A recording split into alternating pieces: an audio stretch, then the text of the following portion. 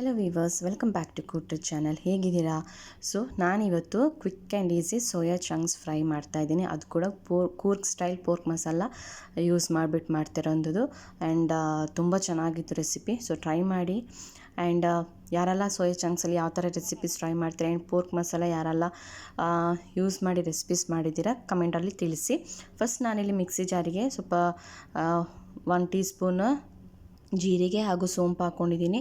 ಹಸಿಮೆಣ್ಸಿನ್ಕಾಯಿ ಒಂದು 3, ಹಾಗೆ ಒಂದು 4 ಬೆಳ್ಳುಳ್ಳಿ, ಸ್ವಲ್ಪ ಶುಂಠಿ, ಒಂದು ಈರುಳ್ಳಿ ಸಣ್ಣ ಸೈಜ್, ಹಾಗೆ ಸ್ವಲ್ಪ ಕೊತ್ತಂಬರಿ ಸೊಪ್ಪು, ಹಾಗೆ ಪುದೀನ ಸೊಪ್ಪು ಕೂಡ ಹಾಕ್ಕೊಂಡು ಈರುಳ್ಳಿ ಇಷ್ಟು ಹಾಕ್ಬಿಟ್ಟು ಈ ಥರ ಗ್ರೈಂಡ್ ಮಾಡ್ಕೋಬೇಕು. ತರಿಯಾಗಿ ನೀರು ಹಾಕಬಾರ್ದು, ಹಾಗೆ ಗ್ರೈಂಡ್ ಮಾಡ್ಕೊಳ್ಳಿ.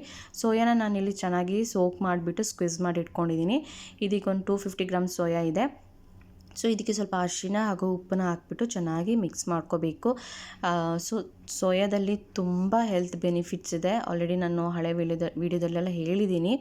ಆ್ಯಂಡ್ ಯಾರೆಲ್ಲ ಪೋರ್ಕ್ ಮಸಾಲ ರೆಸಿಪೀಸ್ ಗೊತ್ತಿಲ್ಲ, ಸೊ ನಾನು ಚಿಕನ್ ಫ್ರೈ ರೆಸಿಪಿ ಮಾಡಿದ್ದೆ. ಸೊ ಅದರಲ್ಲಿ ಡಿಸ್ಕ್ರಿಪ್ಷನಲ್ಲಿ ಲಿಂಕ್ ಹಾಕಿರ್ತೀನಿ, ಪ್ಲೀಸ್ ಚೆಕ್ ಮಾಡಿ. ಸೊ ಡಿಸ್ಕ್ರಿಪ್ಷನಲ್ಲಿ ಮೆನ್ಷನ್ ಮಾಡಿದ್ದೀನಿ ಯಾವ ಥರ ಪೋರ್ಕ್ ಮಸಾಲ ಇಂಗ್ರೀಡಿಯೆಂಟ್ಸ್ ಯಾವುದಲ್ಲ ಅಂತ. ಸೊ ಅದನ್ನ ಚೆಕ್ ಮಾಡಿ ನೀವು ಮಾಡ್ಕೋಬೋದು. ಆ್ಯಂಡ್ ಈಗ ಗ್ರೀನ್ ಮಸಾಲೆ ಏನೆಲ್ಲ ನಾನು ಗ್ರೈಂಡ್ ಮಾಡಿದ್ದೆ ಅದನ್ನೆಲ್ಲ ಚೆನ್ನಾಗಿ ಮಿಕ್ಸ್ ಮಾಡ್ಕೋಬೇಕು. ಈಗ ಸೋಯಾಗೆ ಮಿಕ್ಸ್ ಮಾಡಿ ಒಂದು 15 to 30 ಮಿನಿಟ್ಸ್ ಮ್ಯಾರಿನೇಟ್ ಆಗಿ ಬಿಡಬೇಕು.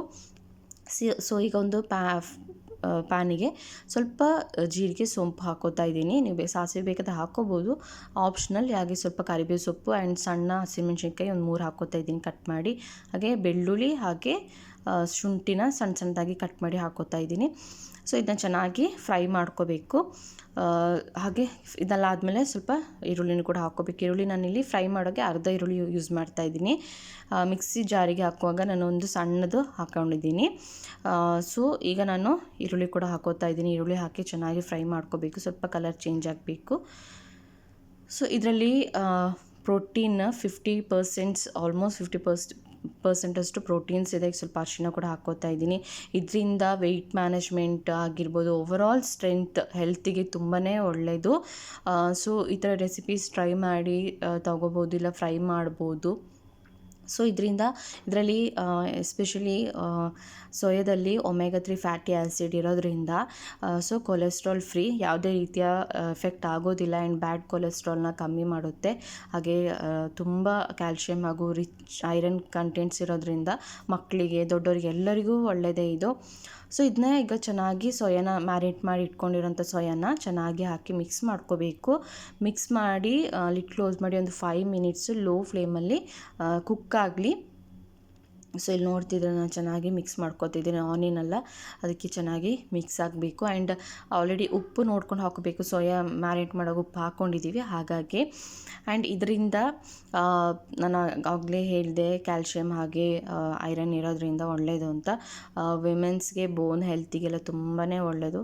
ಸೊ ನಾನು ಮ್ಯಾರಿನೇಟ್ ಮಾಡಿ ಇಟ್ಕೊಂಡಿರುವಂಥ ಬೌಲಲ್ಲಿ ಸ್ವಲ್ಪ ಮಸಾಲೆ ತಾಗಿ ಸ್ವಲ್ಪ ನೀರು ಹಾಕ್ಕೊಂಡು ಅದನ್ನ ಹಾಕೋತಾ ಇದ್ದೀನಿ. ನೀವು ಜಾಸ್ತಿ ಗ್ರೇವಿ ಬೇಕು ಅಂದ್ರೆ ಜಾಸ್ತಿ ನೀರು ಹಾಕೋಬೋದು. ನಾನಿಲ್ಲಿ ಒಂಥರ ಸೇಮಿ ಗ್ರೇವಿ ಫ್ರೈ ಟೈಪ್ ಮಾಡ್ತಾಯಿದ್ದೀನಿ, ಹಾಗೆ ಜಾಸ್ತಿ ನೀರು ಹಾಕೋತಾ ಇಲ್ಲ. ಹಾಗೆ ಹಾರ್ಮೋನಲ್ ಇಂಬ್ಯಾಲೆನ್ಸ್ನ ರೆಡ್ಯೂಸ್ ಮಾಡುತ್ತೆ. ಹಾಗೆ ಮೆನೋಪಾಸ್ಗೆಲ್ಲ ತುಂಬಾ ಒಳ್ಳೆಯದು. ಯಾಕೆಂದರೆ ಇದರಲ್ಲಿ ಕೊಲೆಸ್ಟ್ರಾಲ್ ಕಮ್ಮಿ ಇರುತ್ತೆ, ಕೊಲೆಸ್ಟ್ರಾಲ್ ಇರಲ್ಲ. ಹಾಗೆ ಬ್ಯಾಡ್ ಕೊಲೆಸ್ಟ್ರಾಲ್ ಕಂಟ್ರೋಲ್ ಮಾಡುತ್ತೆ. ಸೊ ಕ್ಯಾಲ್ಶಿಯಮ್ ಎಲ್ಲ ಇರೋದ್ರಿಂದ ನಮ್ಮ ಹೆಲ್ತಿಗೂ ಒಂಥರ ಎನರ್ಜಿ ಬೂಸ್ಟ್ ಮಾಡುತ್ತೆ. ಹಾಗಾಗಿ ತುಂಬ ಒಳ್ಳೆಯದು. ಸೊ ಟ್ರೈ ಮಾಡಿ. ನಾನು ಆಲ್ಮೋಸ್ಟ್ ಸೋಯಾದಲ್ಲಿ 2 ರೆಸಿಪೀಸ್ ಹಾಕಿದ್ದೀನಿ. ಸೊ ಟ್ರೈ ಮಾಡಿ ಹೇಗಿತ್ತು ಅಂತ ತಿಳಿಸಿ. ಹಾಗೆ ನೀವು ಕೂಡ ಪೋರ್ಕ್ ಮಸಾಲದಲ್ಲಿ ಯಾವ ಥರ ರೆಸಿಪೀಸ್ ಮಾಡ್ತೀರಾ ಅದನ್ನು ಕೂಡ ಶೇರ್ ಮಾಡ್ಕೊಳ್ಳಿ ಕಮೆಂಟಲ್ಲಿ. ನಾನು ಕೂಡ ಟ್ರೈ ಮಾಡ್ತೀನಿ. ಹಾಗೆ ನಾನು ಇನ್ನೂ ಒಳ್ಳೊಳ್ಳೆ ರೆಸಿಪೀಸ್ ಕೂಡ ಅಪ್ಲೋಡ್ ಮಾಡ್ತೀನಿ. ಹೀಗೆ ಸಪೋರ್ಟ್ ಮಾಡಿ. ಯಾರೆಲ್ಲ ನನ್ನ ಚಾನಲ್ ಸಬ್ಸ್ಕ್ರೈಬ್ ಮಾಡ್ಕೊಂಡಿಲ್ಲ, ಸಬ್ಸ್ಕ್ರೈಬ್ ಮಾಡ್ಕೊಂಡು ನೋಡಿ. ತುಂಬ ಥ್ಯಾಂಕ್ ಯು. ತುಂಬ ಜನ ಸಪೋರ್ಟ್ ಮಾಡ್ತಾಯಿದ್ದೀರಾ. ಸೊ ಹೀಗೆ ಸಪೋರ್ಟ್ ಮಾಡಿ. ಇನ್ನು ಮುಂದೆ ಕೂಡ ಒಳ್ಳೊಳ್ಳೆ ರೆಸಿಪೀಸ್ ಅಪ್ಲೋಡ್ ಮಾಡ್ತೀನಿ. ಸೊ ನಾನು ಇದು ಚೆನ್ನಾಗಿ ಒಂದು 5 ಮಿನಿಟ್ಸ್ ಚೆನ್ನಾಗಿ ಕುಕ್ ಆಗಿದೆ. ಈಗ ಒಂದು ಸ್ವಲ್ಪ ಹಾಗೆ ಲೋ ಫ್ಲೇಮಲ್ಲೇ ನಾನು ಕುಕ್ ಮಾಡ್ತಾಯಿದ್ದೀನಿ. ಸೊ ಈಗ ನಾನು ಸ್ವಲ್ಪ ಪೋರ್ಕ್ ಮಸಾಲ ಏನಿದೆ ಅದನ್ನು ಕೂಡ ಹಾಕೋತೀನಿ. ಪೋರ್ಕ್ ಮಸಾಲ ತುಂಬ ಈಸಿ, ಇದಕ್ಕೆ ಜಾಸ್ತಿ ಇಂಗ್ರೀಡಿಯೆಂಟ್ಸ್ ಏನಿಲ್ಲ. ಲೆಮನ್ ಜ್ಯೂಸ್ ಸ್ವಲ್ಪ ಹಾಕೋತಾ ಇದ್ದೀನಿ. ಸ್ವಲ್ಪ ಉಪ್ಪು ಕೂಡ ಹಾಕ್ಕೊಂಡಿದ್ದೀನಿ. ಪೋರ್ಕ್ ಮಸಾಲಕ್ಕೆ ಹೋಲ್ ಕೊತ್ತಂಬರಿ, ಪೆಪ್ಪರ್ ಕಾರ್ನ್ಸ್, ಕರಿ ಲೀವ್ಸ್, ಹಾಗೆ ಮೆಂತ್ಯ ಸ್ವಲ್ಪ, ಚಕ್ಕೆ, ಇದೆಲ್ಲ ಹಾಕಿ ಮಾಡುವಂಥ ಪೌಡರ್. ಸೊ ಇದೇ ಪೋರ್ಕ್ ಮಸಾಲ. ಸೊ ಇಂಗ್ರೀಡಿಯೆಂಟ್ಸ್ನೆಲ್ಲನೂ ಡಿಸ್ಕ್ರಿಪ್ಷನಲ್ಲಿ ಹಾಕಿರ್ತೀನಿ, ಪ್ಲೀಸ್ ಚೆಕ್ ಮಾಡಿ. ನೀವು ಕೂಡ ಇದು ಮನೇಲಿ ಮಾಡಿ ಪೌಡ್ರನ್ನ ಮಾಡಿ ಇಟ್ಕೋಬೋದು. ಸೊ ಪೋರ್ಕ್ ಮಸಾಲ ಅಂದ ತಕ್ಷಣ ಬರೀ ಪೋರ್ಕಿಗೆ ಯೂಸ್ ಮಾಡಬೇಕು ಅಂತ ಏನಿಲ್ಲ, ಚಿಕನ್ಗೆ ಯೂಸ್ ಮಾಡ್ಬೋದು. ನಾನು ಈ ಥರ ರೆಸಿಪೀಸ್ಗೆಲ್ಲ ಡಿಫ್ರೆಂಟಾಗಿ ನಾನು ಟ್ರೈ ಮಾಡ್ತೀನಿ. ಇದು ತುಂಬಾ ಚೆನ್ನಾಗಿತ್ತು. ಸೊ ನೀವು ಕೂಡ ಟ್ರೈ ಮಾಡೋದನ್ನ ಮರಿಬೇಡಿ ಆ್ಯಂಡ್ ಟ್ರೈ ಮಾಡಿ ಹೇಗಿತ್ತು ಅಂತ ತಿಳಿಸಿ. ಈ ರೆಸಿಪಿ ಗೀ ರೈಸ್, ಚಪಾತಿ, ರೋಟಿ, ಅನ್ನ ರಸಮ್ ಜೊತೆನೂ ಚೆನ್ನಾಗಿರುತ್ತೆ. ಸೊ ಜಾಸ್ತಿ ಬೇಕಂದರೆ ಹಾಕೋಬೋದು. ನಾನಿಲ್ಲಿ ಒಂದು 3 ಟೇಬಲ್ ಸ್ಪೂನ್ ಅಷ್ಟು ಯೂಸ್ ಮಾಡಿದ್ದೀನಿ. ಆ್ಯಂಡ್ ಸ್ವಲ್ಪ ನೀರು ಕೂಡ ಹಾಕ್ಕೊಂಡಿದ್ದೀನಿ. ನೀರಲ್ಲಿ ಹಾಕಿ ಪೋರ್ಕ್ ಮಸಾಲ ಹಾಕಿ ಒಂದು 3 ಮಿನಿಟ್ಸ್ ಚೆನ್ನಾಗಲೇ ಅದು ಕುಕ್ ಆದಮೇಲೆ ನೀವು ಟೇಸ್ಟ್ ನೋಡ್ಕೊಬೋದು. ಉಪ್ಪೆಲ್ಲ ಹಾಕಿದ್ದೀವಿ ಆಲ್ರೆಡಿ.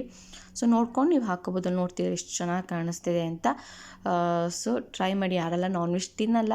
ಸೊ ಈ ಥರ ರೆಸಿಪೀಸ್ ಟ್ರೈ ಮಾಡಿ, ನೀವು ಖಂಡಿತ ಇಷ್ಟಪಡ್ತೀರಾ. ಆ್ಯಂಡ್ ಸೋಯಾ ಚಂಕ್ಸ್ ಅಟ್ಲೀಸ್ಟ್ ನಿಮ್ಮ ಫುಡ್ಡಲ್ಲಿ ವೀಕ್ಲಿ ಒನ್ಸ್ ಇಲ್ಲ 15 ಡೇಸ್ 2 ಟೈಮ್ಸ್ ಆದರೂ ನೀವು ತಗೊಳ್ಳಿ.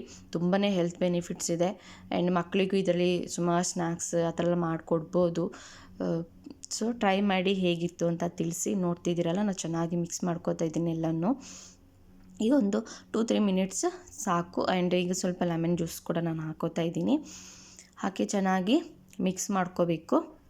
ನಾನು ಲೋ ಫ್ಲೇಮಲ್ಲಿ ಇಟ್ಟು ಕುಕ್ ಮಾಡ್ಕೋತಾ ಇದ್ದೀನಿ, ಯಾಕೆಂದರೆ ಸೋಯಾ ಚಂಕ್ಸ್ ಚೆನ್ನಾಗಿ ಸೋಕ್ ಆಗಿರೋದ್ರಿಂದ ಫುಲ್ ಸಾಫ್ಟ್ ಆಗಿರುತ್ತೆ. ಸೊ ತುಂಬ ಫ್ಲೇಮ್ ಜಾಸ್ತಿ ಇಟ್ಕೊಂಡ್ರೆ ಬೇಗ ತಳ ಹಿಡಿಯುತ್ತೆ. ಹಾಗಾಗಿ ತುಂಬ ಚೆನ್ನಾಗಿತ್ತು. ಸೊ ನೀವು ಕೂಡ ಟ್ರೈ ಮಾಡಿ ಹೇಗಿತ್ತು ಅಂತ ಕಮೆಂಟ್ ಬಾಕ್ಸಲ್ಲಿ ತಿಳಿಸಿ. ಥ್ಯಾಂಕ್ ಯು ಫಾರ್ ವಾಚಿಂಗ್ ಕೂಡ್ ಚಾನಲ್. ಹೀಗೆ ಸಪೋರ್ಟ್ ಮಾಡಿ, ಇನ್ನು ಮುಂದೆ ಕೂಡ ಒಳ್ಳೊಳ್ಳೆ ರೆಸಿಪೀಸ್ ಹಾಕ್ತೇನೆ.